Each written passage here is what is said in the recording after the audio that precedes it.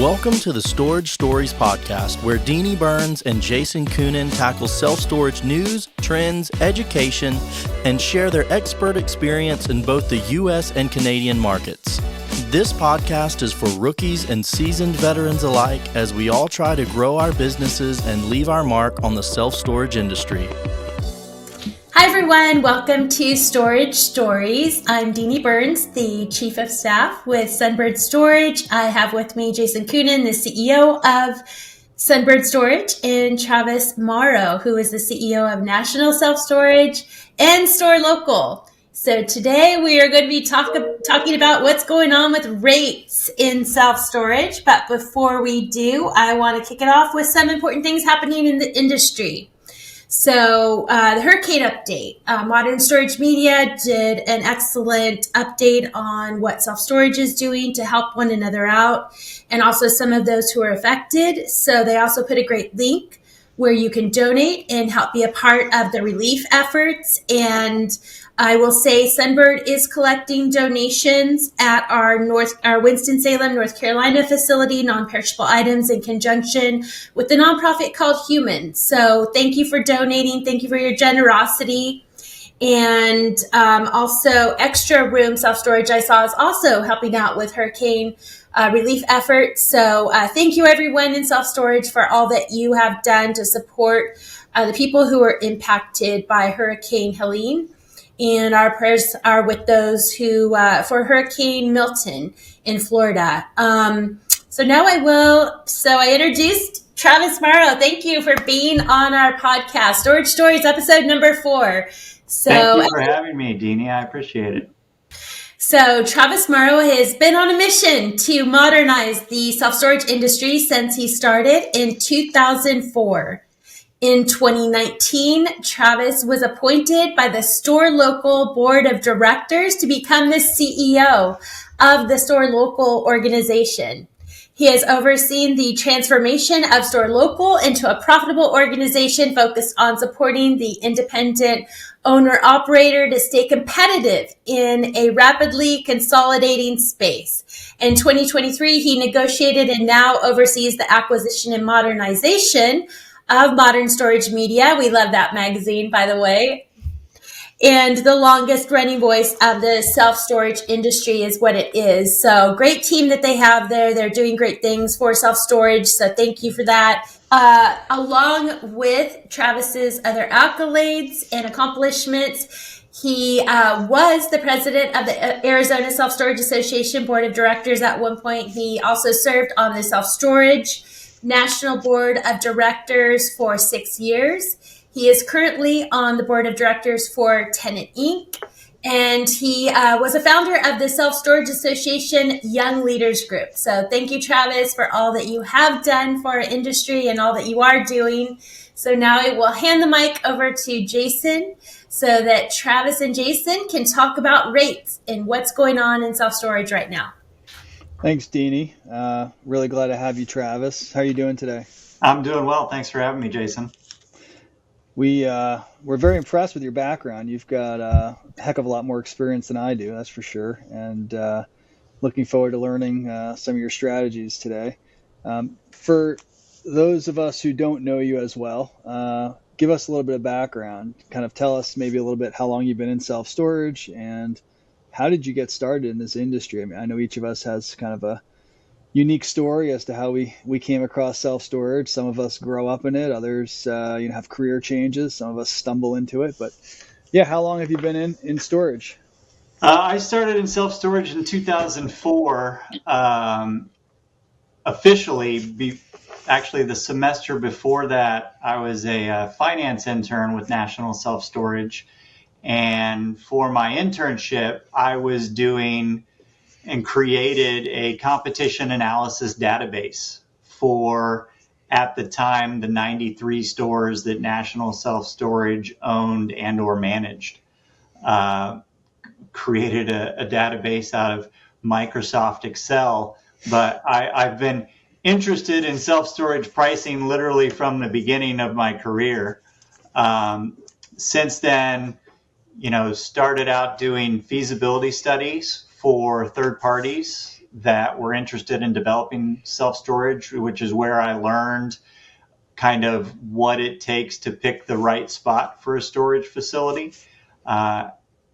2009, when the Great Recession hit, we consolidated our home office, and that really got me into operations and accounting. For many years, I actually did the accounting for all of our third-party managed stores, which gave me a great understanding of, the bill pay process and what it takes from a software standpoint to get, your revenue out of your property management software and into your accounting software, and then paying the bills and processing the reports every month. And still to this day, while I don't pay the bills anymore, I still do all of my end-of-month reports for all of our stores, and I schedule the emails to go out to the owners every month. 2013, we joined a group of independent owner-operators that started Storelocal. It was literally a group of independents that said, literally none of us are big enough to do this on our own when it comes to competing with the REITs. They just have much bigger bankroll, much bigger budgets to be able to buy or build the products and services that they use at their stores. And so Storelocal was created, and it still is today, a group of independent owner-operators that work together to buy or build the products and services we all use at our stores on a daily basis. That led to going down the path of property management software, which has led to the creation of Tenant Inc. And, we've been building property management software now since 2019, all largely funded by independent owner operators. And so the same mantra has held through, that none of us are big enough to do it on our own. And so by working together, we've been able to create what we feel is, the best converting online rental process all the way down through property management software and facility management that we as operators want to use. And so, I've worn a lot of hats in the industry. I'm certainly no longer young enough to be in the young leaders group. I aged out a few years ago, but at the time was happy to be involved in that. And, that group is still growing today. So it's all very exciting. Yeah, that's quite a journey. And as you've articulated, there's a lot of parts, right, in that ecosystem that have to work together. You've got all of your site level operations. You've, of course, got all the tech. You've got the brand. You've got software, revenue management. It's a far cry from somebody who's just getting started, right, with one location, no brand. Talk about maybe a little bit, the founding of Storelocal, I think, certainly resonates with me. We put a lot of stake into kind of our brand and to the recognition and to the power of kind of building, a platform with multiple locations in terms of the marketing, then having the money to come behind it and build a site that converts. But you were some of the early, believers or adopters, right, in a co-op and a brand. Talk a little bit about that, because there's some, competitors, I would say, that don't seem to value a brand, and they have, sort of a hodgepodge of companies and names that they run under versus, the power of more of a singular name. And we determined that by kind of looking at what Google prefers, because the power of the brand ultimately is to get you where Google wants you to be, and where you want to be on Google. And that is totally. GMB, first page is less and less significant, but, Apple Maps, all the places where branding is important, Google values. And they've now said as much, that, if you are a larger national brand, their algorithm is going to pick you up as more valuable to the search results that they are offering to potential tenants. So if you were in the hotel business, for example, today, you said, all right, I'm going to build my first hotel. You would not go and name it Jason's Hotel or Jason's and Denee's Hotel, because in the hotel industry, you've got the 5 big brands and then all of their sub brands. And so you would go and you would choose your, start at Marriott. Do I want Marriott, Hilton, IFG, IHG? Pick your top brand and then pick your sub brand. And that's what you're actually going to call your hotel. And they're going to put in the work and the effort on the marketing side to drive traffic to your individual location to get you room nights and fill up your hotel. Well, I've said forever, the self-storage industry trails the hotel hospitality industry by 15 to 20 years. And not only life cycle from a marketing standpoint, but just kind of how we've been trailing along. And so we learn a lot from the hotel industry from self-storage or in self-storage. And so if I'm looking at the hotel industry today, we're saying, where is the self-storage industry going to be in the next 10 or 15 years? Well, chances are we're going to be in a very similar situation. So today you've got your Publix, your Extra Spaces, your U-Hauls, your Cubes, and all of the big REITs. And there's going to be a handful of other brands that are successful in branching out, but it's not going to be mom and pop's self-storage, unfortunately, forever. And so we created the Storelocal Storage brand to allow especially the individual operators to be able to fly a flag of a national brand, which is up to 92 facilities now, but still be able to run their own small business. And, we handle the marketing SEO side of things for operators. We're all on the same software platform so that we can provide them unified benchmarking and reporting so they can see how their store compares to other stores flying the same flag. We give them a best practices playbook, but it is not a rule book for the operator. And so we took store operating manuals from some of the top Storelocal operators and cherry picked the best practices from all of them, put them into this playbook, and we share that with Storelocal Storage members.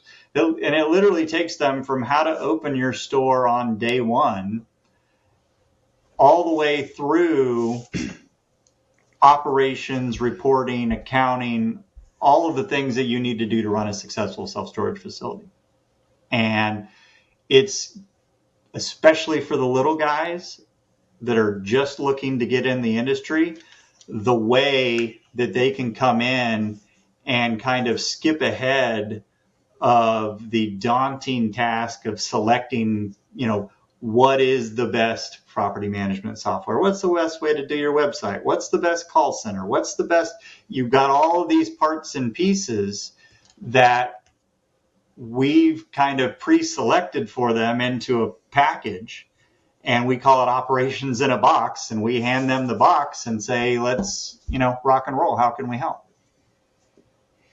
Yeah, I think it's a, very valuable platform and service that you're providing to your members. They're not only getting the administrative functions and the tech, which of course is so hard to develop and build on your own, but like I said earlier, I think they're also getting the use of that brand. And so that brand is an optional program for Storelocal members. So we've got Storelocal members that fly multiple different flags. So I've got National Self-Storage and I've got A Family Storage that I operate, which is 30 stores. There are many other operators that fly their own flag, still using the tech and tools that we've created and the buying power that we've created as Storelocal.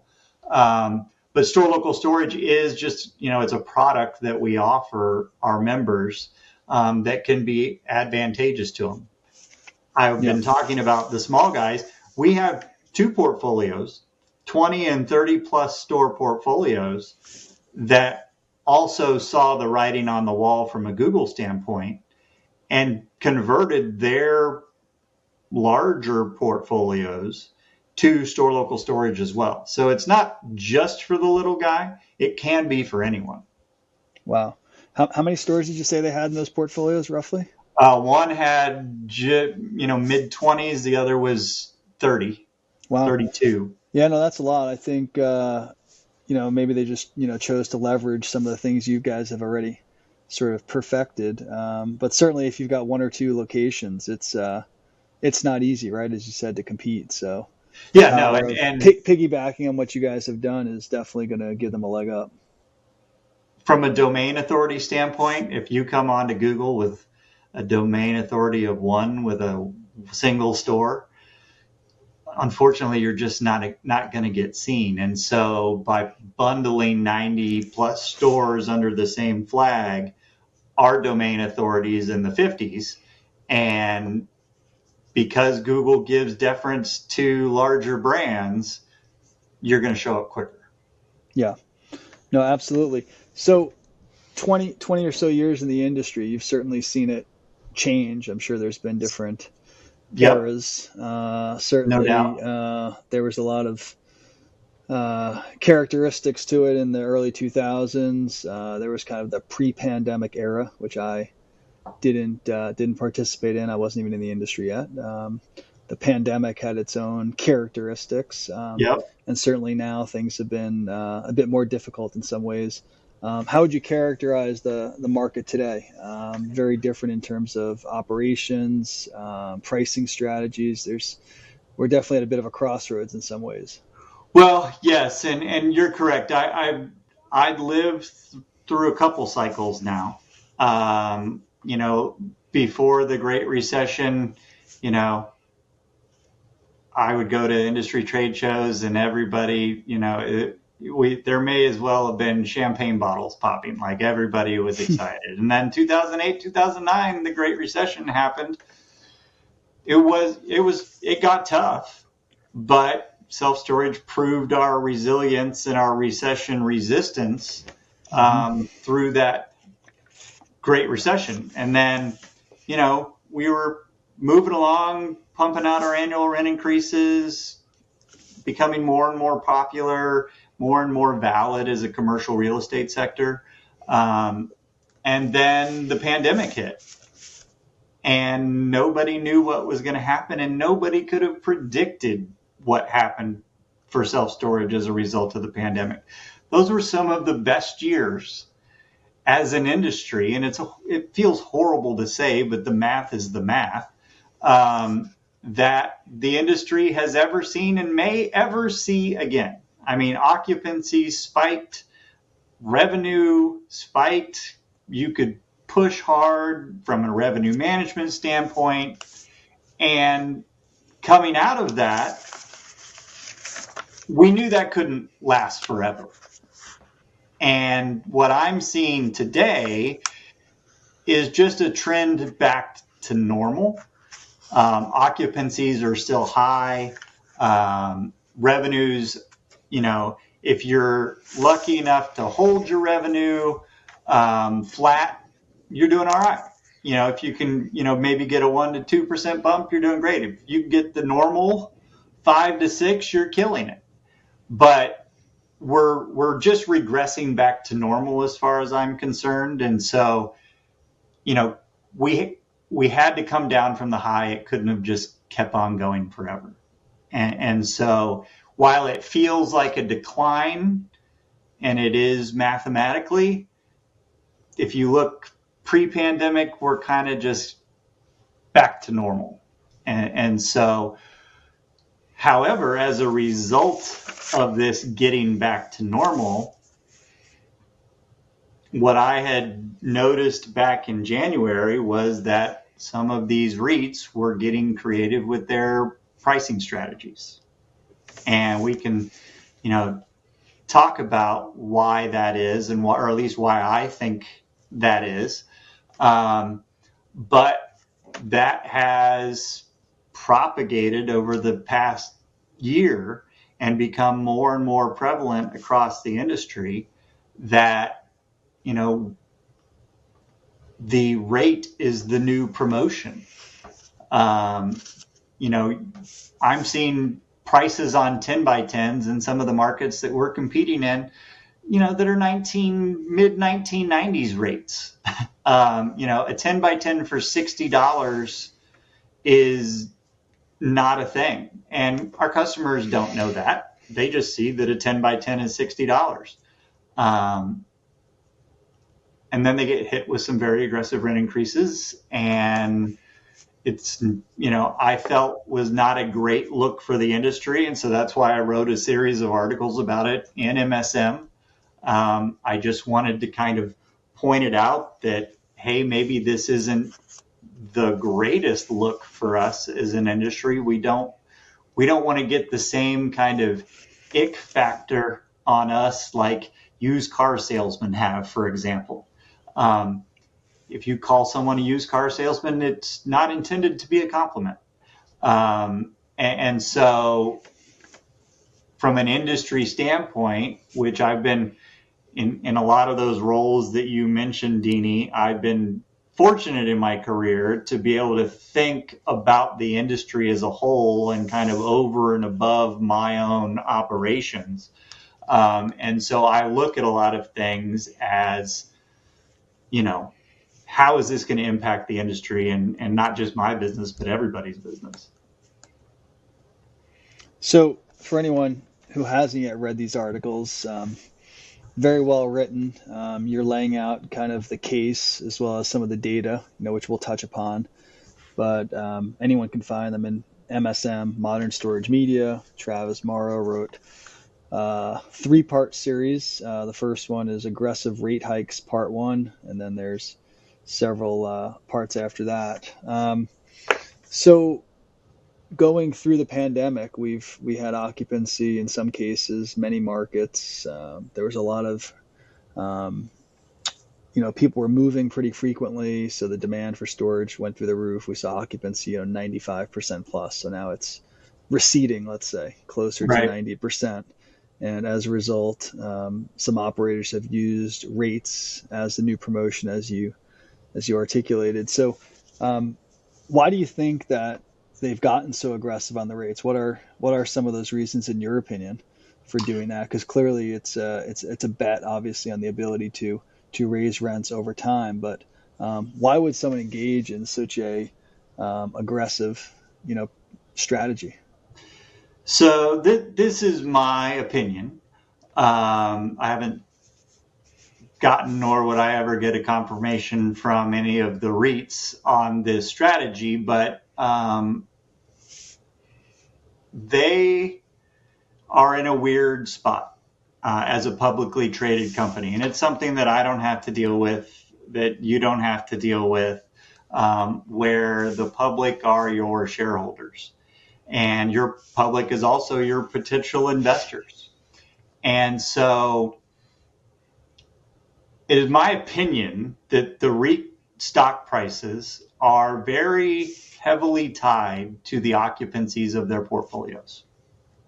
And if you've got Joe investor that doesn't know anything or understand anything about the self-storage industry, but he is interested in investing in a publicly traded company, he's going to look at some very basic top line kind of information about a portfolio or a company. And one of those things that gets reported every quarter is their occupancy. And if I'm an unsophisticated investor and I see that a company's occupancy is declining, whether it's from an all-time high or not, I may or may not be as inclined to buy stock in that company, or I may want to sell stock in that company because it appears that they are not performing as well. And so one way that a publicly traded company can fight to maintain their occupancy is to kind of give it away at the front and try and attract as many people as they can to come in, rent a unit the unit shows occupied, their overall facility occupancy remains high, and then I'll handle the revenue over the course of the next few months. And so I really believe that the pricing plan that these REITs, one started and others copied as it usually goes, is driven by wanting to defend their occupancy for the purposes of maintaining their stock price. It is a whole different world than you and I have to deal with, as I mentioned. And I think that's driven it. The unfortunate thing for us as operators, they've also proved that it works and that it can work, which is what led the others to follow suit, which is then trickled down to us as operators, the independent guys that have to compete with these REITs at some of our facilities to figure out ways to stay in the game with these guys. Yeah, I think this is really nothing. I mean, it's a bit of a new technique, but the focus, the obsession with occupancy, right, has been going on, at least as long as I've observed this industry. Tactics like first month free certainly is a good way to fill units, and it doesn't really help your economic occupancy, but physical occupancy. It will next month. Yeah, is if they stay. Right. It's that kind of vanity metric. First month $1, things like that. But I guess I'll push on you a bit when it comes to saying that they've proven that it works. Now, they have data certainly that might indicate that some customers will accept an aggressive rent increase after just a few months. But I would argue, I would at least whether I could argue that it doesn't work. I'd like to, but I could at least argue that it might be too early to tell because some of those strategies were rolled out late last year, and then as this year has progressed, revenue income for many operators on their same stores has declined. So can you really conclude that this bet on having low rates and being able to get aggressive on existing customer rent increases does work? I mean, when you say work, what do you mean by work? I mean, is it increasing their finances or is it simply increasing their occupancy?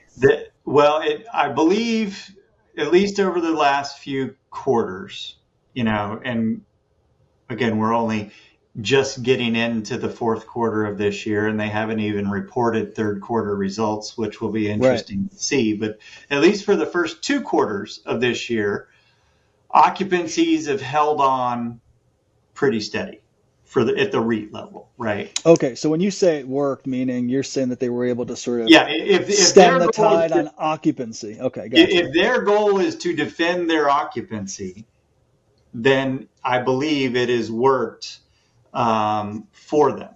Now, does it work across many other levels? What is the economic impact when you have to wait, 90 days, 6 months to get somebody up to a market rent? Of course, that's going to have an economic impact to the negative for them.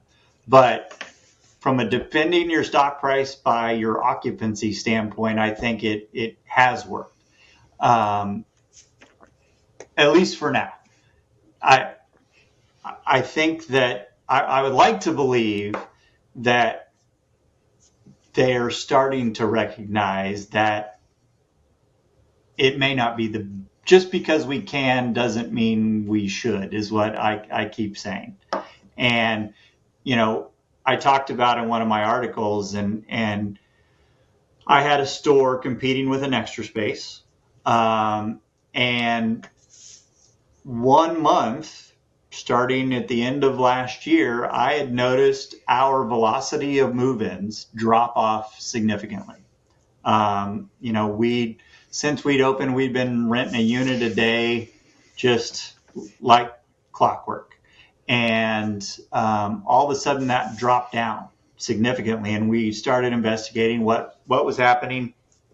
And then we found out what Extra Space was up to with their new pricing model.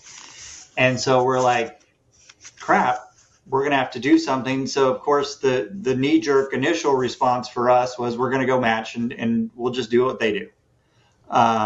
And we had to kind of customize the software a little bit to even be able to do what they do, because we were that far kind of behind, if you will. But as soon as we did, my velocity of rentals increased again. Now I'm in the unfortunate position of renting 10 by 10s for $60 or less versus the $165 that I was getting before. So it's still not a great position to be in. But again, the REITs have a very significant advantage over the individual self-storage operator, and that is their number of stores and the data that number of stores affords them. And so I was talking to an operator that owns a facility managed by one of the REITs, talking about this very topic. And he had recently met with them, and they shared with him, again, this is third party, but I believe them, that on that first rent increase they send out after they move somebody in for super cheap, they're going to hit people with 100 or 120% rent increase.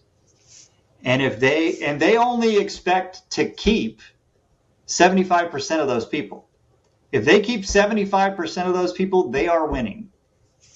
And they know that because they've been able to do the testing across all of their thousands of stores and A/B test different scenarios and do different things that we as a portfolio of 30 could never hope to do. They know that if they get 75% of those people to accept the increase, that they're ahead of the game. Now, what about the other 25% of the customers that were abused badly? And, it's not a great look for the industry as a whole. And those people start talking, and that conversation propagates to us becoming the used car salesman of the real estate world. And that is something that I wanted to caution everybody about, because, what I did the same thing. I did 108 rent increases. It was the meanest I have ever been to a group of customers in my, at the time, 19 years in the industry. And 108 rent increases, we had 20 move out. According to their rules, I'm ahead of the game. And we ended up, we had the 20 that moved out, 40 some took the full increase, 40 some we negotiated a slightly smaller increase with. But overall, we increased our revenue on that group of 108 people by 56%. Financially, just as a finance math guy, that's a win. It's something we had to do because this is a new facility in lease up, and renting 10 by 10s for $60 was never going to pay the mortgage. And so, we felt it was a necessary evil. I still don't know that I would do it that aggressive ever again. It just didn't feel good. But at the same time, you got to pay the mortgage. Yeah, no, it's interesting. I've heard, other prominent, storage operators, mid-size operators talk about them coming to the same conclusion themselves. They felt like they tried to hold the line on pricing, and month after month went by, and their results were impacted, and they, I guess for lack of a better word, capitulated. Ended up going into the same type of strategy. At least at Sunbird, we've only got 2 locations open right now in North Carolina, but we've still got 10 by 10s, depending on the floor. They're anywhere roughly from 170 to 250 a month, so they're kind of not in that game, and part of that is because we also guarantee no rent increase for a year. So right. We're probably the last one standing on the game, but I understand the situation that it puts you in. So when you've got to offer a unit for $60 or $50, what does that look like to the customer? I know from your website, you've taken a step in the right direction of disclosing it by saying it's an introductory rate, I believe is Yep. the term. So What does that mean to the customer? I wasn't able to find what that means other than it just says introductory rate. So there's a little bit of a caution, but what are they to expect? So I'm glad you caught on to that. That was one of the things that we learned from that first 108 unit experiment, was that we could have done a better job explaining up front what was going to happen with the customer, that they weren't, we know what market rate is in our industry. The customer doesn't know what market rate is in our industry. And so we needed to do a better job of explaining both on the website and in the office through our managers that this is a great rate that you're getting, and we're happy to give it to you now and meet your need for self-storage when you need it right now. However, that is not a rate that is going to be available to you forever. And so I don't spell it out exactly, if it's going to be 90 days or 120 days after you move in, when your rate's going to go up, because that can change based on some of our revenue management settings and what's going on with individual unit sizes and occupancies and that sort of thing. But we do try and tell them up front that, listen, this is an introductory rate. It was the best term that we could figure out to try and encapsulate what was going on for the customer. But generally how it works now is, if a customer moves in today, they move in at a 10 by 10 at $150. Their first increase is going to be heavy, and I'm going to probably double it because that still only moves them up to $100. And then I'm going to hit them again, 6 months after that with another increase, and that increase is still going to be 25 to 35%. And I'm still at a 35% increase on a $100 unit. I'm still $20 a month under market. And so after that 6 month increase, in a perfect world, I'd wait 9 months and get them up to market rate. And we haven't been in the game long enough. And you mentioned the game earlier. That's what we call it at our company. We call it the game.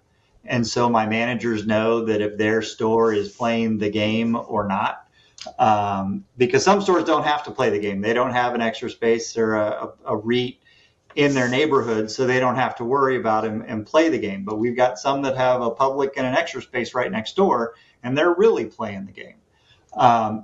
But no one has been playing the game long enough to fully understand the longer term timing. But it's not, we're going to take you from 50 to 150 in one rent increase.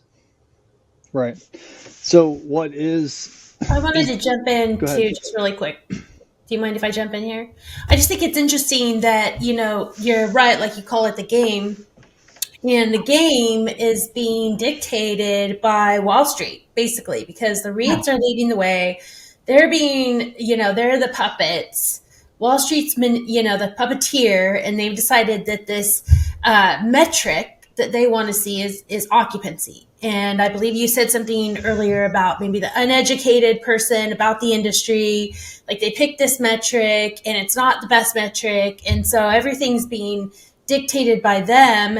And so the REITs are following after that because that's their true customer, right? That's the person they're dancing to their tune. And then when they come into a market, everyone feels like they have to follow the REITs, even though that is not that's not their customer, the independent operator. The tenant is, which is how it should be. Right. And so they're following this playbook dancing to the tune of Wall Street when they're not even on the stock market. And I just see it like this Pied Piper. And you mentioned, the game works initially. It's a short term.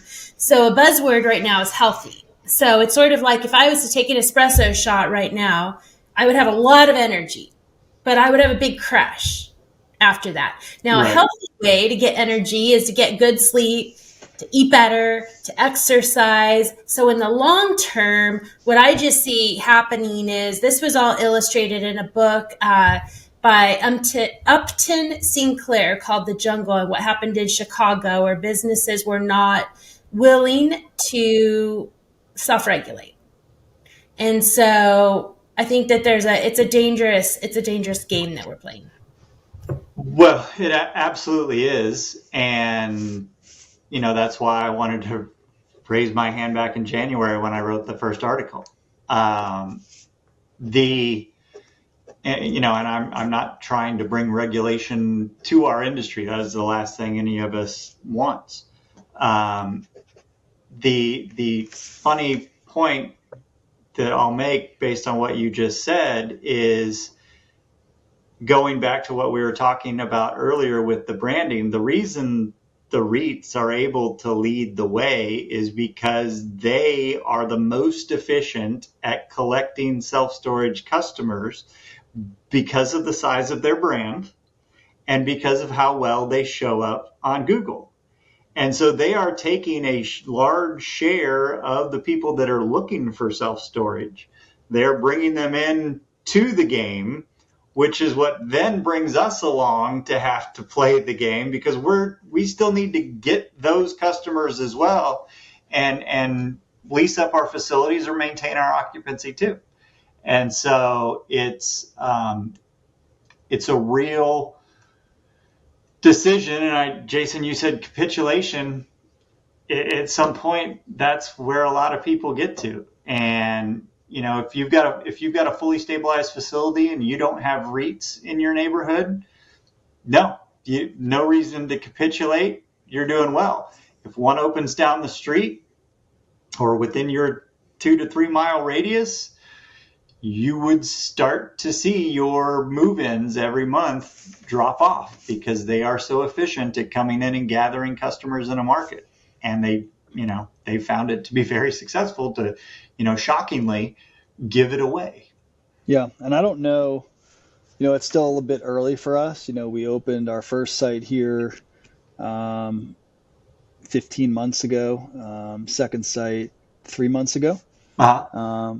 But just to clarify, we do have many REITs within even 2 miles, pretty much all of them, as well as some other large regional operators, and they are priced quite aggressively. So we've got some of those challenges. Now we don't have massively oversupplied market. I realize that there's some markets that are pretty dire, but in terms of ours, I mean the supply imbalance is relatively modest, but we are in lease up and we do have all the REITs. There's plenty of extra space and Publix and others, but I just don't want to go down that path, because once I go down it, there's really no turning back. It's quite difficult. So we realize that we don't get all the rentals we could get otherwise, but we have to spend time with our investors explaining, how it impacts the lease up, and, reminding them that we're focused on economic occupancy and revenue, and not simply physical occupancy. So, I mean, everyone's got to do the strategy that they need to do. I mean, sometimes you've got to, I guess, hold your nose and do it.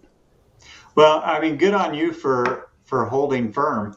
And, I always say, I don't need everybody in the market to agree with me. I just need 600 people in the market to agree with me and what I'm offering. And so, for you build beautiful facilities, and you just need 600 people to agree with you and find value at $175 10 by 10. And I say it as You've got the Ritz-Carlton and the Motel 6. And I don't go into the Ritz-Carlton expecting to pay $39.99 a month or a night. Right. And so that is absolutely true in self-storage. And if you build the product at the quality and you stick to your guns, you just need 600 people to agree with you, and you've got a full facility. I want to jump in. I thought it was interesting that you said the REITs, part of what they were using, the real estate that they were getting was tied to digital marketing and the SEO, right? And so it's interesting because our digital marketing partner, Storagely, has grown exponentially because that's their core competency is the SEO. So operators are realizing that, hey, in order to somewhat compete in this market, I have to have a good digital marketing strategy. And so that's interesting that digital marketing is really the key there in how they're dominating, and then how we're feeling like we have to play their playbook because they've dominated the Google space. Interesting. Yeah, I mean, that's where we get the majority of our customers today, right? Drive by and the internet. Totally. And the good news for independent operators is you can beat the REITs in your individual markets on the internet still, not necessarily, showing up first page, but from an SEO standpoint and pay per click, you can beat the REITs because you know more about your market than they do. They've got teams of people working on SEO and optimizing, all of their location pages, but in kind of a cookie cutter fashion. Whereas a local operator, you can do blog posts about, local events that the SEO office and the REIT tower would never even begin to know about. And you have more information about your market than they could ever hope to have. And that gives you an advantage as a local expert, as far as Google is concerned, as a local expert on that specific market in that specific 3 miles that surround your self-storage facility. It's a lot of work, but it can be done, and you can still compete, but you've got to have a team of people on it. Yeah, I would agree. I think that's where we kind of made a big bet on that 4 years ago, just in terms of our strategy, and we scrapped any paid ads and instead redirected all that money to SEO, which of course, as you said, it's labor intensive. It requires a lot of content creation, local blogging. So Yes. As a result, in effectively every market that we operate in the US and Canada, so across North America, call it 30 locations, many large cities, some smaller cities or neighborhoods, on almost any geographic keyword, we're top 5. So, just to give others hope. I mean, even with a relatively small number of sites and locations, I mean, even on the Sunbird domain, there's only 2 locations. So even as a small operator, if you put in the effort, you can outrank many large operators on SEO. Like I said, top 5, and in many cases, we're ahead of half of the big guys. So that's something that is possible, and part of it is because their strategy, of course, is to deploy lots of money and effort in ads. So Right. on the organic search part, some of the large operators are not as strong. Yeah, absolutely. I mean, from an efficiency standpoint for them, they've got the checking account to write the check. Yeah, exactly. And they're happy to do it. That's one of the things at Storelocal Storage. We have dedicated SEO people that only work on Storelocal Storage stores for that exact reason, to try and give those stores the advantage against the REITs wherever we can. So, Travis, I know we've been chatting for quite some time. I want to be respectful of your time. So given the current landscape, right, it's become, let's just say, even more challenging since the end of the pandemic. The 2024 has been, a battle for market share. There's a lot of, certainly smaller or mid-sized operators that may watch this podcast. What would you advise them kind of in closing in terms of, if you were a small operator with, one or two locations, what would you focus on? I'll go ahead and make the assumption that I have managers at the facilities, because I have managers at the facilities as well. The best thing that a small operator can do, and the best advice that I give for operators of 1 to 2 stores is, like I was saying before, you have the ability to become the self-storage person in your community. So when someone needs a storage unit, I'm going to call Jason because he's my storage guy.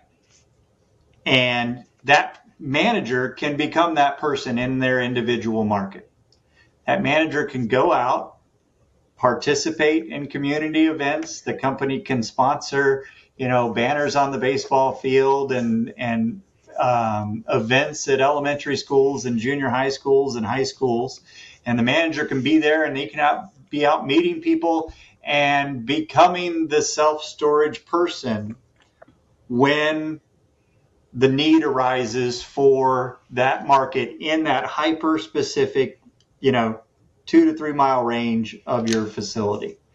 And no REIT will ever do that again. And that is the one thing that you can do as a small operator that they won't do, that will generate real rentals for you and build your brand within your 3 mile radius.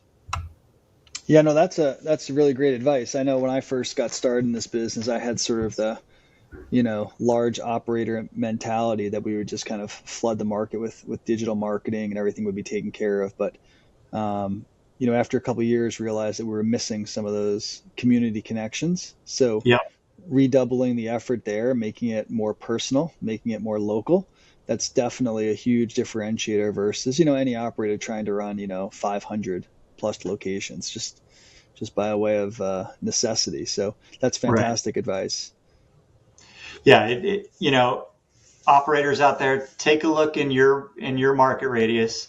What schools, churches, and apartments are near me? I need to become best friends with all of those operations. And the associated potential tenants that come with them. All right. Well, just super quick, want to say thank you for tuning in. Thank you for joining us on Storage Stories, episode number 4 with Travis Morrow. Thank you again, Travis. Really appreciate all of the great advice and, again, all that you're doing for our industry. So, listeners, if you would please hit the subscribe button on our YouTube, Storage Stories, and follow us on Apple Podcasts. Hit the like. Share out on your social media. We're so grateful for you listening in. We'd love to hear your feedback. All of our contact information will be in the show notes. So please feel free to reach out, introduce yourself. We really appreciate all the feedback that we have received and love to hear your comments. So also please rate us, give us a review. We appreciate you. Thank you again, Travis, and hope you have a great rest of your day. That concludes this episode of the Storage Stories podcast. Be sure to share and subscribe as we continue to tackle self-storage news, trends, education, and personal experiences from the competitive world of self-storage.